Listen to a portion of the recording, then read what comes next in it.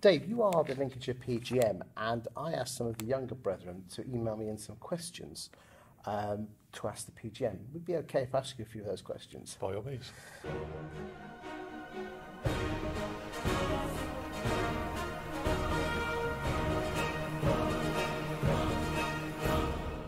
Could you ask why there's so much hassle to get people to join Chapter or Royal Arch, or even to do all of the jobs within a normal craft lodge? I only joined to make some friends in my local area, not to learn a load of lines. It almost puts me off carrying on. If the Royal Arch is so important and it completes your Masonic journey, why do UGLE make it not part of craft meetings? Okay, several questions in there. The first question is about doing the work, and I would encourage every Mason to work at their own speed. If Masons come because they enjoy the camaraderie and the festive board, that's fine. If Masons don't want to take office, and particularly with newer and younger Masons, with all the other commitments that they've got, I can really get that and understand that. That's fine. If people can't make meetings because of other commitments, that's fine. Just let people know that you can't make the meeting. Nobody should feel pressured, because the more pressure you feel, the less you enjoy it, the less likely you are to stay, and the more likely you are to give excuses not to go. So I think that would be my view on that.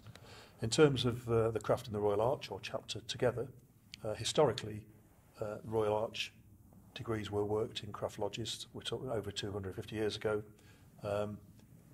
probably around 1815, 1817, United Grand Lodge and Supreme Grand Chapter agreed to hold their own ceremonies and their own functions, and that's the way it still is now. So I can understand that, but they are intrinsically linked, and the Royal Arch completes and concludes the story of craft masonry. Now, I would be really anxious and concerned if people were pressured to join the Royal Arch. My view, when I present every Grand Lodge certificate to a Master Mason, I say the next obvious step is to join the Royal Arch, but join when the time is right for you.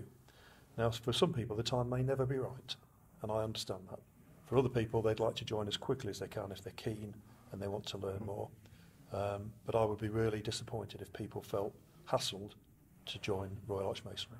I know of quite a few occasions of older brethren almost bullying people into, come on, let's get you along, let's get you along, let's get you along. And it's incessant. Yeah. Somebody countered my argument the other day by saying, it's all very well you saying when the time is right, but the time may never be right. My view is that's okay. You don't have to join Masonry, but people want to join. If they're enjoying it, and people will join all sorts of other degrees, they'll join the Royal Arch first, obviously. And then there's ones on top of that, isn't there? And there's all sorts of other things. I think there are 30 or 40 different orders people could join. If that's what people want to do, that's fine. For me, I'm a member of Craft, the Royal Arch, Mark, Royal Arch Mariners and Rose Choir. I've been invited to join many other degrees. 5 is enough. In fact, probably it may be 3 too many. But I do manage to fit them in when I can. And I just think it's really working at your own pace. People are their own men.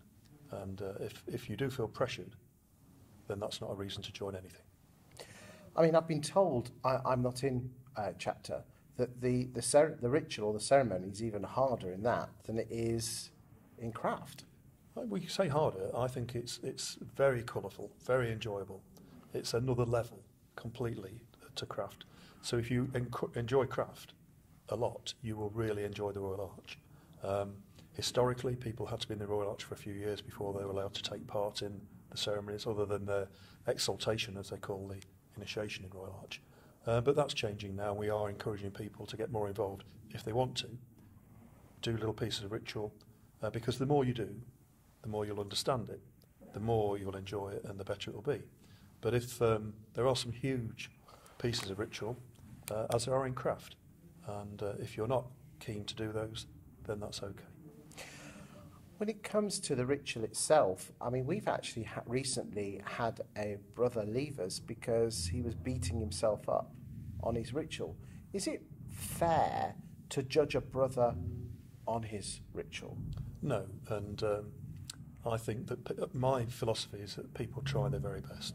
Some people are naturally gifted, and there are people, and I know one in particular, who can look at a page of ritual and he's got it. straight away. It's almost the photographic memory. I can't. I have to really learn and practice my ritual and still get it wrong. And I think everyone wants to do a good job and they want to do their best. But I think we've all got different levels of capability and capacity. What I would say is I would encourage everybody to do what they feel comfortable with, and we would encourage everybody who wants to go through the chair of their lodge to progress, but there is tremendous support available. I had a master in my own lodge who wasn't comfortable with ritual at all, but he got tremendous support, and everybody else took work from him who could do that work, and he had a fantastic year in the chair. Yet, talking to the older brethren, it appears that the judgment of whether someone's a good Mason or not is dependent on how good their ritual is. I've heard that, and I've seen it in action. I also I hope I don't look at the past with rose-tinted spectacles, because some of the harshest judges of ritual now, senior Masons, may not have been the best deliverers themselves when they first joined. My view, very strongly, is you put your family first, then you work, then anything else, and then your Freemasonry.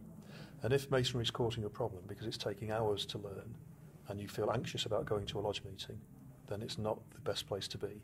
And I think that individual, as you've said, might not carry on being a Freemason. Do you think that we as an organisation could help our brethren in better learning techniques of the ritual? I mean, don't get me wrong, it's hard work and I don't enjoy doing it, but in a weird way I kind of like putting myself out of the comfort zone to learn it. And I don't think there's any more satisfying feeling than when you've done a good piece of ritual on the lodge floor and you sit down and people pat you on the back or have a word with the festive board. And that can be a very short piece. I think there are short pieces, there are long pieces that can be shared, and I think there are lots of different ways that people can do ritual. I think we are looking at some different ways of encouraging people to learn, but I keep going back to my own style, if you like, and the only way I can do it is to practice it, parrot fashion, grind it out, and eventually, if I can get the words, then I might get an understanding of the words, and if I can get the understanding and the words, then it might make it more understandable to the person who I'm delivering the ritual to.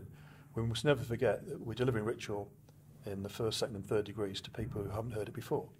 And if it's delivered parrot fashion and word perfect, but with no conveyance of any feeling or emotion, the candidate might get a lot less from that than somebody who may make the odd mistake, but actually it's understandable. It's come from the heart. Exactly. Thank you very much. Thank you.